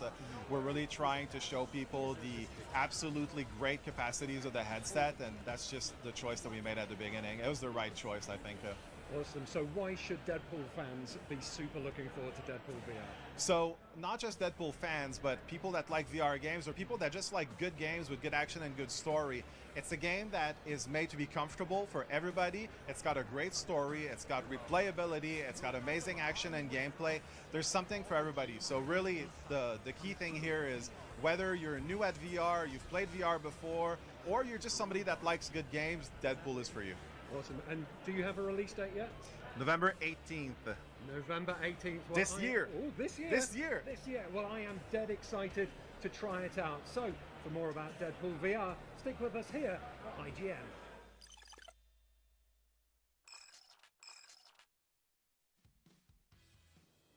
You're watching Gamescom Studio on IGN. The Caped Crusader is known for dropping in when least expected, and sure enough, one of the biggest surprise announcements at Opening Night Live was LEGO Batman Legacy of the Dark Knight. Here to tell us what's new in LEGO Gotham this time around, Jonathan Smith from TT Games. Welcome, and thanks for such a fun surprise. Yes. Oh, it was our pleasure. Now, I think a lot of people, if you tell them a LEGO Batman game is coming out, they think they know what they're in for, because we've had a few of those over the years. But seeing this one in action, it is clearly cribbing a little bit from Rocksteady's Arkham games. Can you talk a little bit about, I guess, the systems that you've improved the most and what you've taken from the Arkham trilogy? We're inspired by everything Batman. Decades of films, TV, comics, and games. If you're going to make a game now where you play as Batman, of course you're going to be inspired by the incredible work that our friends and colleagues at Rocksteady did when they brought the Dark Knight to life in that series. So we start with that inspiration, but we have to do new things. We want to do new things. We're a Lego game. We're going to make sure it's accessible for all players. We're going to put 2 playable characters together to team up against all those bad guys. You can switch between them. They've got different new gadgets. The interplay of the 2 gadgets with the 2 characters gives all kinds of new possibilities. And we really wanted to go further than we've ever gone before in a Lego game with that combat. Now, did you reach out to anyone at Rocksteady for development cues, or did you, go like, "Hey guys, this is what we're doing," like just a heads up or anything like that? Yeah, well, we knew we wanted to make a new Lego Batman game, and we're lucky enough to be part of a studio organization that includes Rocksteady. Yeah. So we shared our work in progress with other studios across Warner Bros. Games, and we were really glad to get their input and feedback. Also from DC as well, who's also part of the same company. We get that direct back and forth. All those suggestions come straight from the team at DC. So cool. Now, TT Games has a wonderful track record of just really lovingly getting very silly with beloved IP, and like clearly this one is kind of a mashup of some familiar Batman scenes from drastically different universes. Can you tell us a little bit about how the story is structured, how it all comes together? Yeah, absolutely. What's the story about? What's the game about? So we wanted to bring everything together in a story that takes the player on the journey of Bruce Wayne. You start losing your parents, filled with fear. You train with the League of Shadows, you return to Gotham City, you take up this vigilante stance, and over years you expand your Batcave, develop new technology, meet new allies. That's the essential, definitive Batman story across all media, across all the stories. We've brought them all together and incorporated them into this unique Lego world where anything is possible. We can pull from anywhere, and it makes sense in that spine of a story of progression, the emotional progression of Batman. I have a follow-up question there. If we're getting the whole origin story, does that mean we're going to see Martha Wayne's pearls falling on the ground in Crime Alley all over again? And if so, what Lego element are you using for that? What an interesting question. I know the exact answer to that question, and you will be delighted when we reveal what happens in Crime Alley. But it's these sort of things. This is the joy that we have when we're lucky enough to play in these worlds. We have those images. We look back at the comics, the very first starting stories for the character, the way it's been retold, reinterpreted over the years. We can now look at that and have fun with it. And you get to do it through, a comedic lens at time. It was also we saw nods to, the hallway scene in the Batman with the lights cutting in and out. So I love that you're working all that in. It seems like so much fun. I was a huge fan of the last Lego Star Wars game. Good. And I love, I love the sort of massive, almost open world environments, right? Like they pretty much were. We're seeing a bit of that here with Arkham City. What's the sort of size and scope of the city here and other world and other environments that we can expect? Yeah. So Gotham is a crucial part of the Batman story. Discovering Gotham is a crucial part of the player's progression through the story campaign. So we've got missions that take place in Gotham and around Gotham, and you'll be free then to explore and discover the secrets of that city as you play through the story. You'll start on Tricorner Island, right at the bottom, the South Island of Gotham, and that actually is the part of the city that we've got for people to play here at Gamescom on the show floor, just a small part of the overall Gotham. But as you then progress, so you'll go onto the huge South Island and discover iconic landmarks like the Great Wayne Tower, Ace Chemicals building, we've got Gotham Zoo, we've got Botanic Gardens, like everything you'd expect, Gotham City Hospital further north, transit systems running through, traffic and pedestrians really bringing the city to life. And the work that the team has put in at street level, on every shop front, every billboard is a reference to something from the lore, a joke, all brought to life with beautiful Lego models, painstakingly created. See, I was also a huge fan of Lego City Undercover. So seeing great another like open world city game from you guys, again, super happy about all. You are going to be so impressed by how far we've moved since then. That is a fantastic game, and it gives you the sense of exploring a city. Yeah. But this is Gotham next gen, with a team that did Lego Star Wars, has now taken it to the next level. Now, talking about little Easter eggs and references, do you have a personal favorite little detail or nod that you got to put in there? I love that right now, and I've been watching people play the game here at Gamescom. No one I've seen has yet done this. There is a music store, a Lego music store with album art, beautiful Lego album art, and there is a guitar that you can play just outside the music store. So you get Batman rocking out on the guitar. I love that. Is there, I love it. Is there a copy of Seal's Kiss from a Rose in the window? Oh, there should be. You're absolutely right. There should be. There is. I'm not going to say what it is. I'm going to save this one. But there's a great soundtrack moment in this game Oh my from God, I cannot an wait. iconic Batman movie scene. If you're here at Gamescom, go find the Easter eggs that you can. We've got Batmobiles in this game. We saw a couple all of the them already. All the Batmobiles. Yeah. You can just go ahead and promise all the Batmobiles. That's crazy. Nobody can promise all the Batmobiles. Well, that's Lego, because Lego can make anything possible, and we can go wherever we want, and we can have 66, we can have 89, we can have the Dodge Charger. Yeah. It's all there. Have you incorporated any other type of bat? Tumbler, the Bat Pod, the Bat Bike. It's all there. It's got it all. And that's just for Batman. All the playable characters have got their own vehicles as well. You mentioned wheeled vehicles. Are we going to see any aerial vehicles or water vehicles? Glide with the Bat Glider across the streets and rooftops. So that will get you airborne. You can take gusts of, you can build fans that lift you up. You'll fly high above the city using the Bat Glider. Can you do the catapult thing from Arkham Knight from the... Yep. Sweet. Amazing. Right on. Lego Star Wars Skywalker Saga had like 400 something playable characters. That's a bit of a roster. How big are we looking at for this one? We have focused on Batman, and we've really put detail into not only that character and all his moves, but then the way that he progresses and upgrades. Both his abilities, his skills, his fighting moves upgrade, his gadgets upgrade as well. We've expanded that focus to then build the Bat family with Jim Gordon, Catwoman, Robin, progressing into Nightwing, Batgirl. All of those characters have got their own gadgets and gear and upgrades as well. So we wanted to make that, if you want, sort of a focused, deeper experience with those characters. You know, I love Lego Star Wars, the Skywalker Saga, but by focusing on Bruce Wayne and that story and focusing on that character, and I think adding more depth to what you can do with those characters, we have charted a different path here. No, as someone who unlocked every in-gen employee in Lego Jurassic Park, I appreciate the focus. Yeah, I know. I'm obsessed. You announced Matt Berry is voicing Bane. Oh yeah, which is just incredible. It's perfect, isn't it? Yeah, no, it's. I remember I was just watching it and I was like, yep, one of those things I never would have thought to put together. But can you talk about who's voicing Batman? Yeah, we have Shai Mattison. So he's an actor who's been in various different video games and done some TV as well.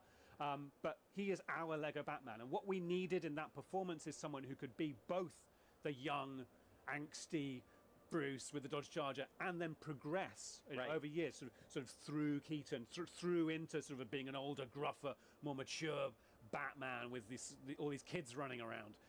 He brings that performance out. You know, he's got the gravitas. He's also got the humor and the winks as well. Yeah, the comedic chops that you're going to need for a Lego game, right? Because you guys are working in a bunch of slapstick stuff, which is, quintessential to the sort of the origins of the character, the 1960s stuff I saw. Where exactly, that's all works in as well. That's right, of course.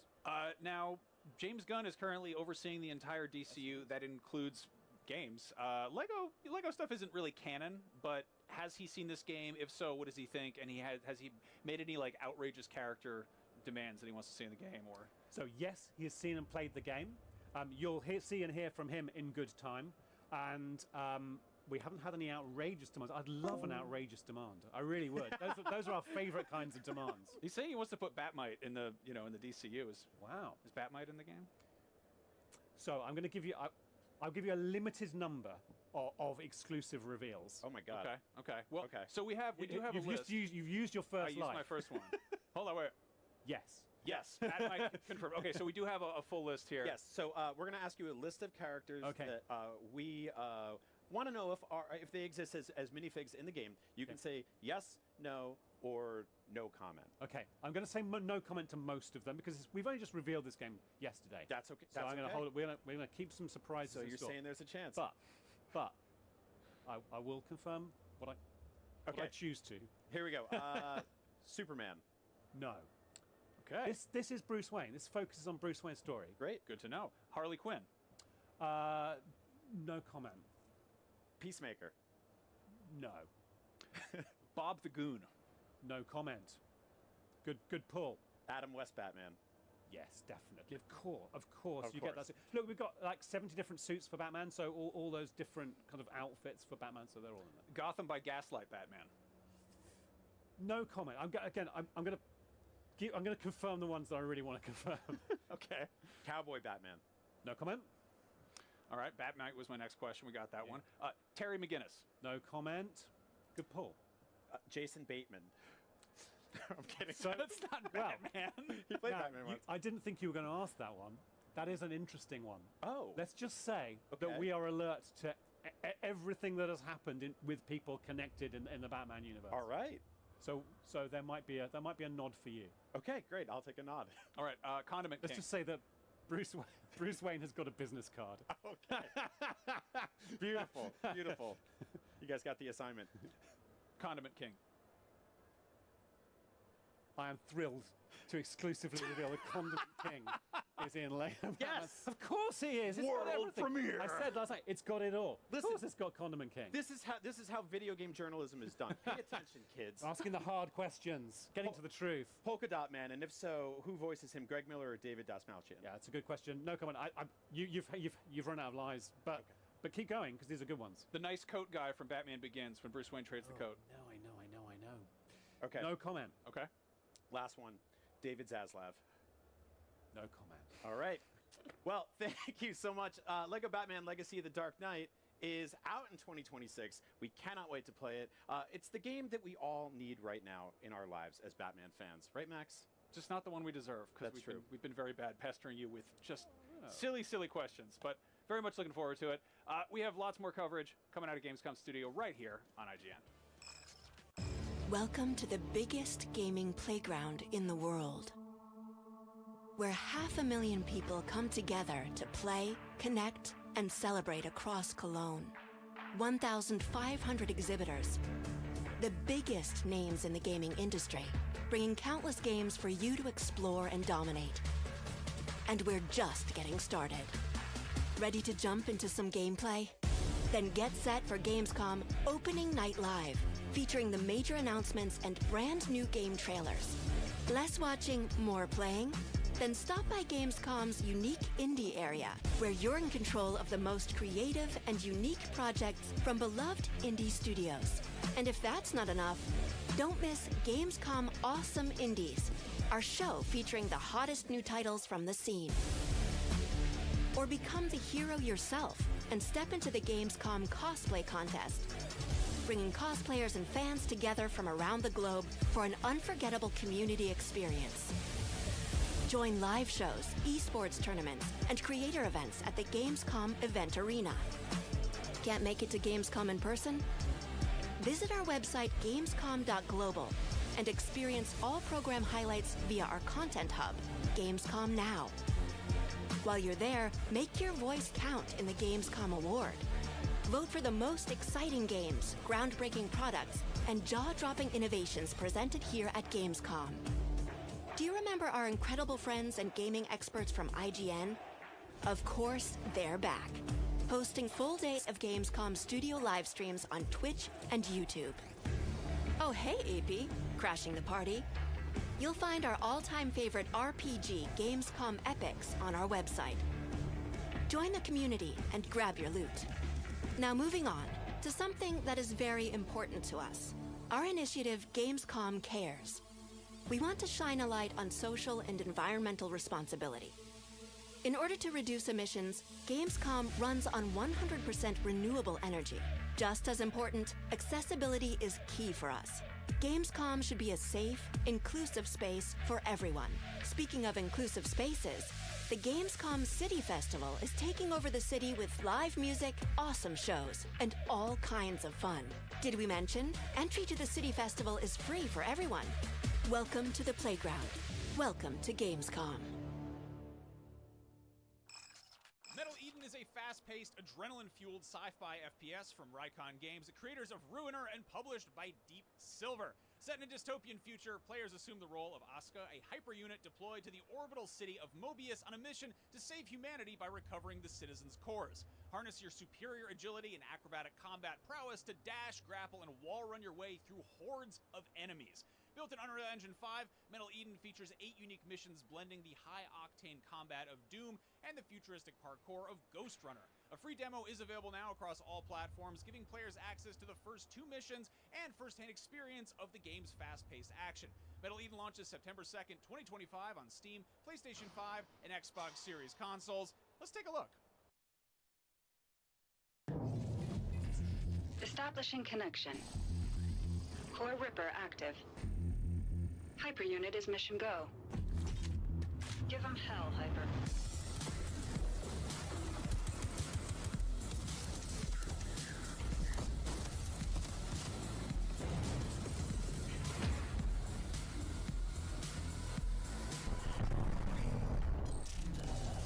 Sorry about the neighbors. There's always trouble with them.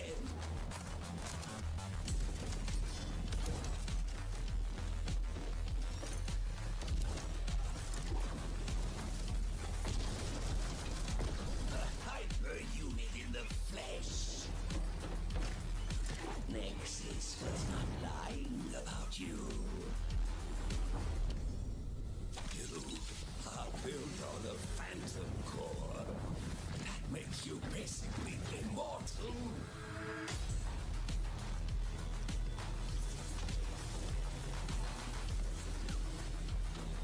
You, my dear, are forbidden science. I have a proposition for you.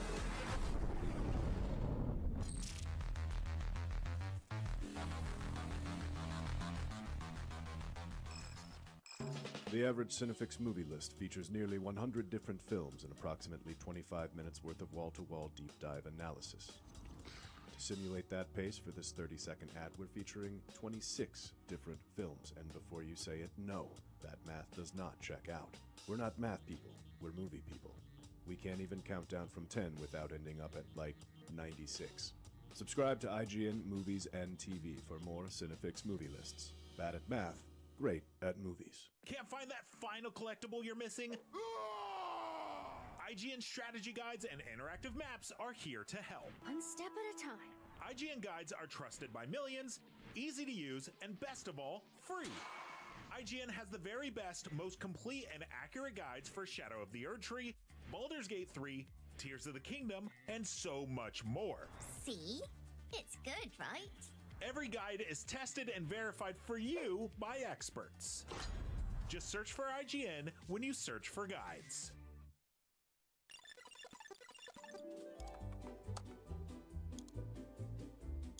IGN Plus is where your adventure begins. What are you selling?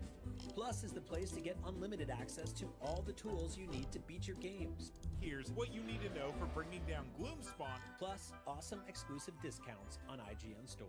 Maybe this would tease open your money pouch. Plus, ad-free browsing on IGN.com. Plus, unlimited game help tools like premium interactive maps with your own custom map markers, filters, marker notes, and more. This will come in handy. Plus, access to sweepstakes, giveaways, and free game keys. Wow! Exactly. Want more? Head to IGN.com/plus and start your adventure today.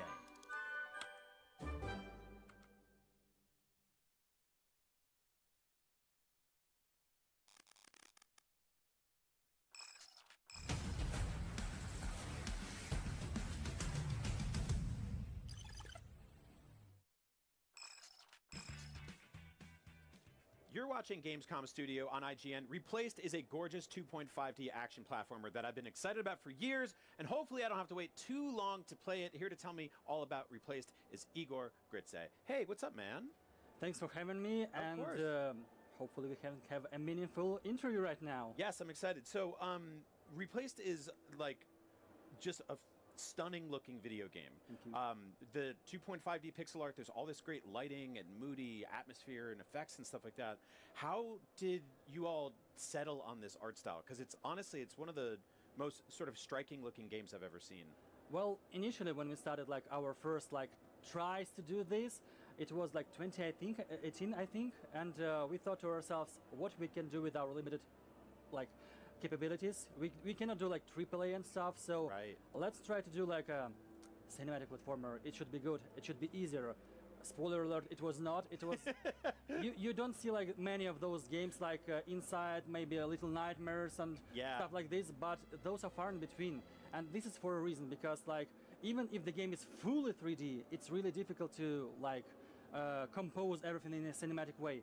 But we have like we shot ourselves in the leg with doing like all the pixel art, because to like do proper camera work, to do justice, so that you don't break the illusion of like sprites being 2D. It's a lot of work. Yura, who is our game director, he does lots of cinematography. He's a total movie freak. So basically, he is like obnoxious regarding all of this stuff. He can spend hours like setting up the proper camera angle, like all the shadows, all the lighting. Yeah. He also like conceptualized all the game, all the characters and stuff.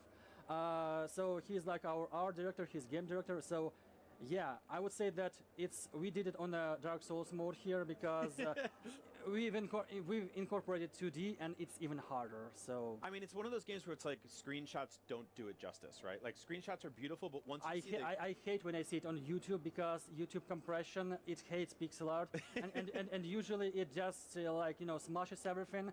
And whenever I look, like last year on IGN, we also had like a gameplay, how to say it, like showcase. Yeah. And basically, I looked at, man, half of the like art is like smeared because of YouTube compression. Right. And right. I'm like, whenever you see it live, it looks so much better. And yeah. I just love how sort of like detailed and lived in the world looks. I mean, like, if you had just been like, oh, we're going to make sort of something that's evocative of like a 16-bit Super Nintendo platformer, right? An old Genesis game or something. Yeah. You could have just stopped with like a couple of, planes of scrolling, but you have dynamic camera work coming in. You've got all these details, all this, scratched up sort of used future effect. So I want to talk a little bit about the setting. This is taking place in like an alternate 1980s America, right? Basically, what in our world, everything revolves around biotransplantation and bioengineering. Everything went horribly wrong in America in the 40s, where basically instead of bombing Japan, America bombed itself. Oh wow! And this gave a huge push towards like transplantation and like healthcare and stuff.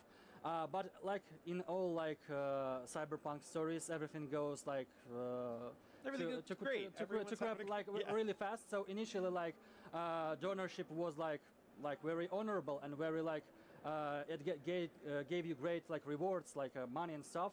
But later down the line, it became more and more dystopian. And eventually, like there appeared a whole like category of people called disposals. Basically, corporations took their organs, removed it from them, and just disposed of them and throw them outside of the city. We have like main location, which is Phoenix City. It's surrounded by a wall. Inside of Phoenix City, like upper class citizens live. But whenever like corporations get to you, they take your organ and they dispose of you. So basically, you play as Reach, who is like an AI trapped in the body of his creator, and basically Reach is he's the root of the problem. He's an AI whose main goal is to find best donors and best recipients.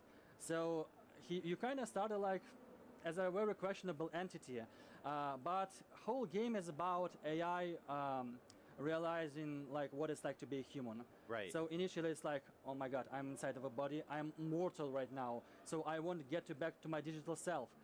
But it's like quite a challenge, because corporation doesn't give a damn who you are. They just wanted to like put it under the rug and dispose of you. So this is where all the story happens. And overall, it's we try to answer a question what it's like to be human. So that is awesome.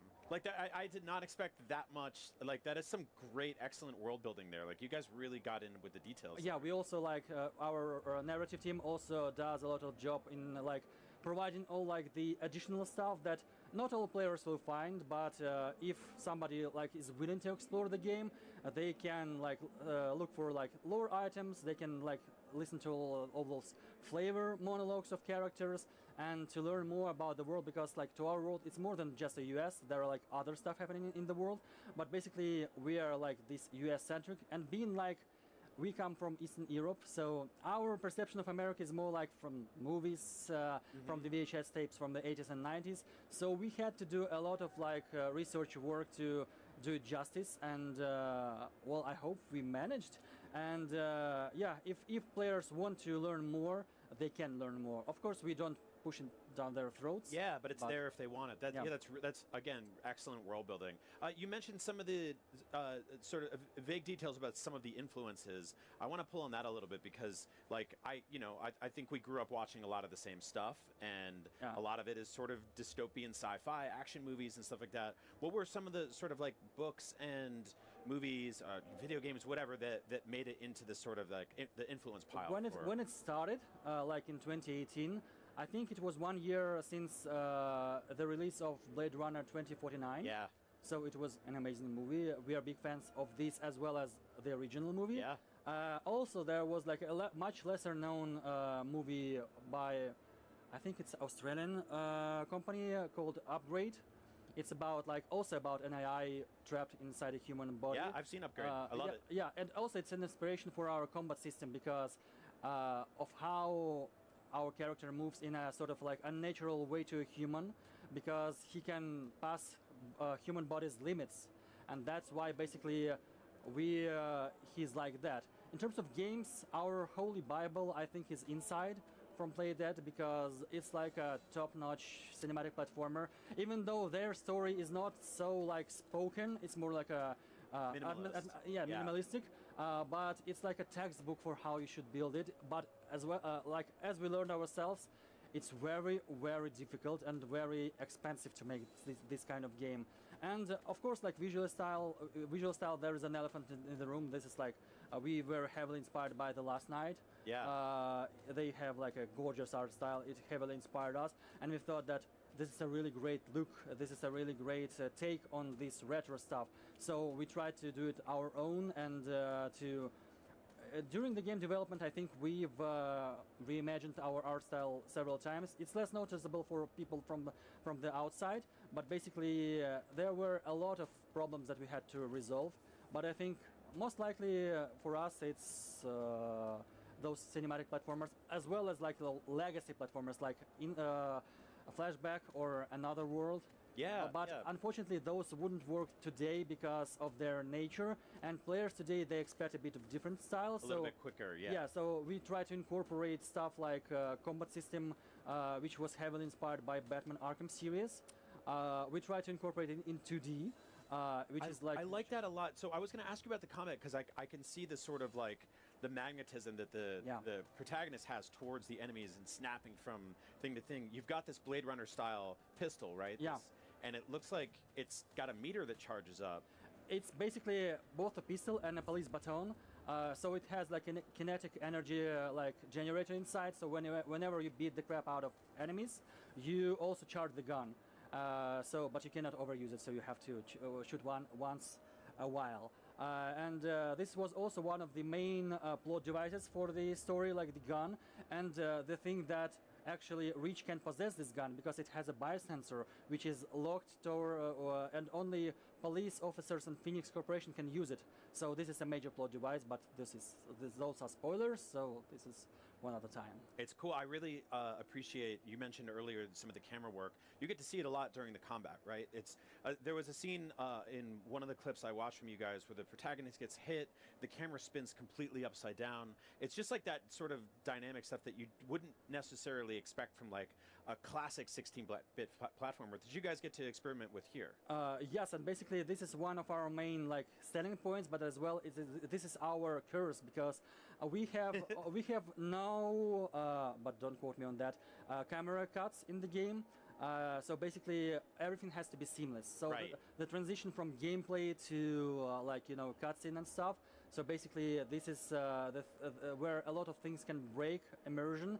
So it takes a lot of effort to do the proper camera work, do the proper setup for this, and it's a lot of trial and error. And because it's not like a traditional movie, but it's not like a very traditional video game itself. So we have nobody to ask about that. So we have to experiment with that.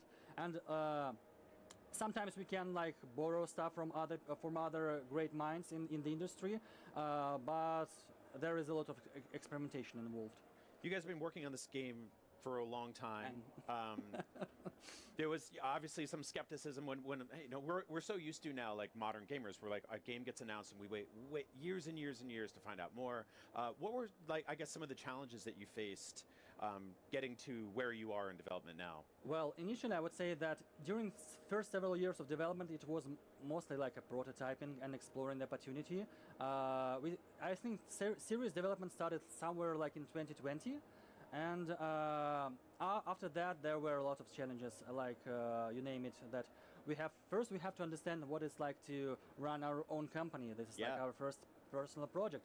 And then we have to understand like what it takes to create a game in terms of like combining all those systems together, financing for this, for all of this, and also like an elephant in the room is like the war in our region. Yeah. We are not from Ukraine ourselves. We have like one team member who is in Ukraine. Right now he's drafted in Ukrainian armed forces, unfortunately. So we do not claim to be like the victims here, but at the same time our region is very unstable. So that's why we have to relocate most of our team. Yeah, it halted our development on a big scale, and we still had to continue the development because like money is running out, so we have to be mindful. This is a business. Yeah. Even though this is an art, we still have to be mindful that we have to pay people for them to provide to their families. So yeah. Well, I'm really happy where the game is right now. It looks really gorgeous. You guys are very clearly putting in a lot of work on it. So congratulations, and I can't wait to play it. Thank you so much for coming by. Thanks for having me. That is Replaced. It looks awesome. Hopefully we'll all get to play it soon. But until then, we've got plenty more Gamescom on IGN coming up very soon, so stick around. Oh, hi. Coming up next on Gamescom Studio, we've got a handful of new trailers, a look at what's coming down the assembly line in Satisfactory, the narrative horror by Sweet Carol, the cozy life sim Sarsand Island, and stylized rock climbing game Cairn. Take a look.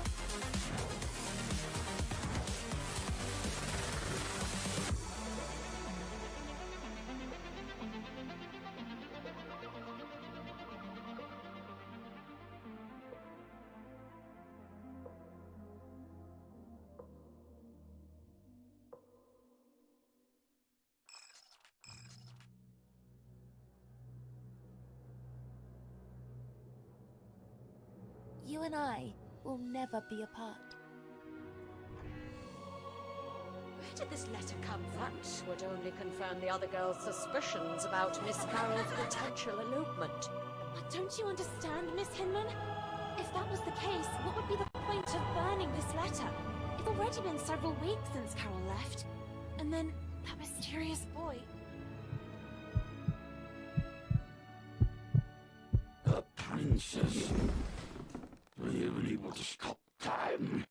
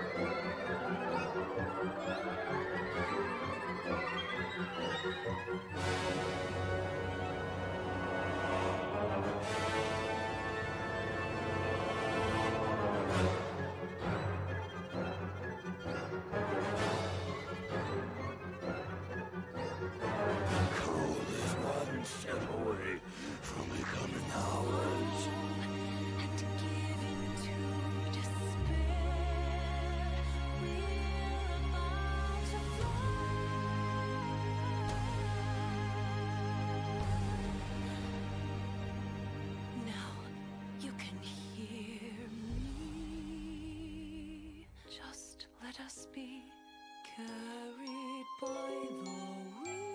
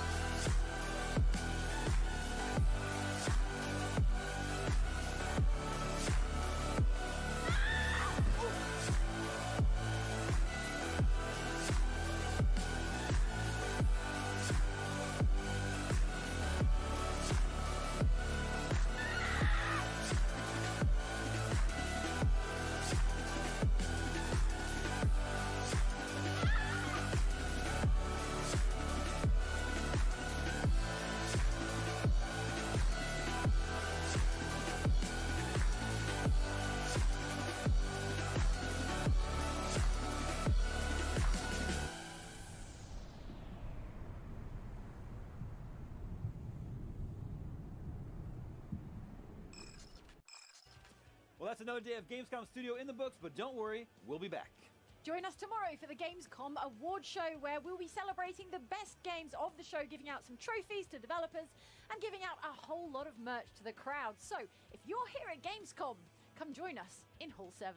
Just keep an eye out for the giant Gamescom robot and the ripped Italian guy who's like suplexing Yoshis on the stage.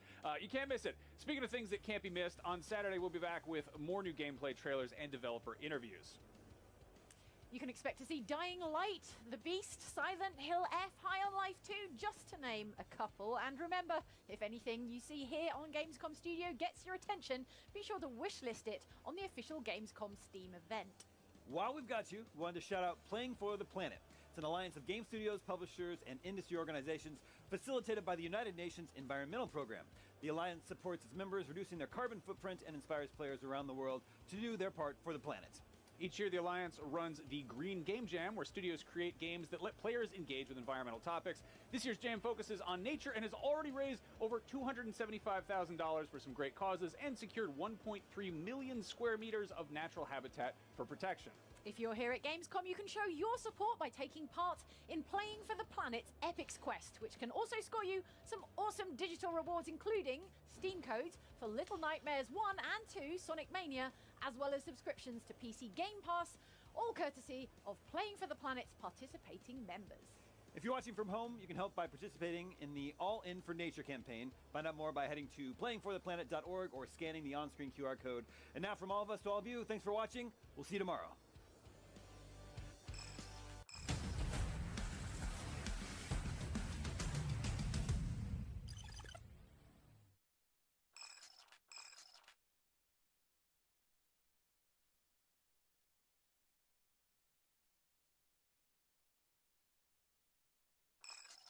Kind of done like a paper theatre. There's kind of